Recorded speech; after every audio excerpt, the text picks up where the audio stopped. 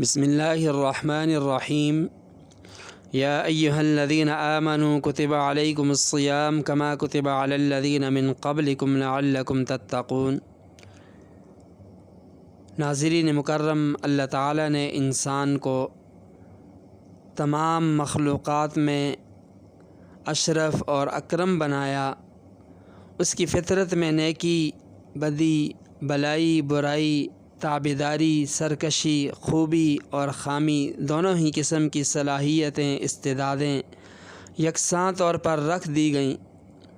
اسی کا نتیجہ ہے کہ کسی بھی انسان سے اچھائی اور برائی دونوں ہی وجود میں آ سکتی ہیں۔ ایک انسان سے حسنات بھی ممکن ہیں اور سیئات بھی ممکن ہیں۔ اس کے باوجود اگر کوئی انسان سیئات، معصیات سے اجتناب کر کے اپنی زندگی اور اس کے قیمتی لمحات کو حسنات، طاعات سے مزین کر کے آراستہ کر لے تو یہ اس کے کامیاب اور خالق کل جہاں کے نزدیک اشرف اور اکرم ہونے کی سب سے بڑی علامت، نشانی ہے۔ اور یہی تقوی، پرہیزگاری ہے جو روزے کا مقصد اصلی ہے۔ کہ روزے کیوں فرض کیے گئے؟ وہ اسی لیے کہ تاکہ تمہارے اندر تقوی، طہارت پیدا ہو۔ تقوی کا معنی نفس کو برائیوں سے روکنا، اور اس کا سب سے بڑا ذریعہ روزہ ہے۔ جیسے کہ ایک صحابی نے عرض کیا، اللہ کے رسول، مجھے کسی ایسے عمل کا حکم دیجئے جس سے حق تعالی شانہ مجھے نفع دے۔ تو آپ علیہ السلام نے فرمایا، علیکم بالصوم فإنہ لا مثل له۔ فرمایا روزہ رکھا کرو، اس کی مثل کوئی چیز نہیں، کوئی عمل نہیں۔ روزے سے انسان کے اندر تقوی پیدا ہوتا ہے۔ اب رمضان المبارک شروع ہو چکا، آج پہلا روزہ ہے، تو گویا یہ مہینہ نیکیوں اور طاعات کے لیے موسم بہار کی طرح ہے۔ اس لیے ماہ رمضان المبارک سال بھر کے اسلامی مہینوں میں سب سے زیادہ عظمتوں، فضیلتوں، برکتوں والا مہینہ ہے۔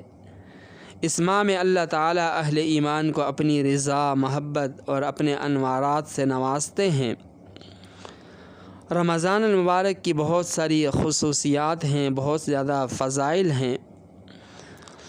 رمضان المبارک کا روزہ فرض اور تراویح کو سنت، یعنی سنت مؤکدہ بنایا۔ اس مہینے کے بارے میں فرمایا کہ یہ صبر کا مہینہ ہے اور صبر کا بدلہ جنت ہے۔ فرمایا یہ ہمدردی اور خیر خواہی کا مہینہ ہے۔ اس میں ایک مومن کا رزق بڑھا دیا جاتا ہے۔ اس میں روزہ دار کے، روزہ افطار کرنے والے کی مغفرت، گناہوں کی بخشش اور جہنم سے آزادی کے پروانے کے علاوہ روزہ دار کے برابر ثواب دیا جاتا ہے۔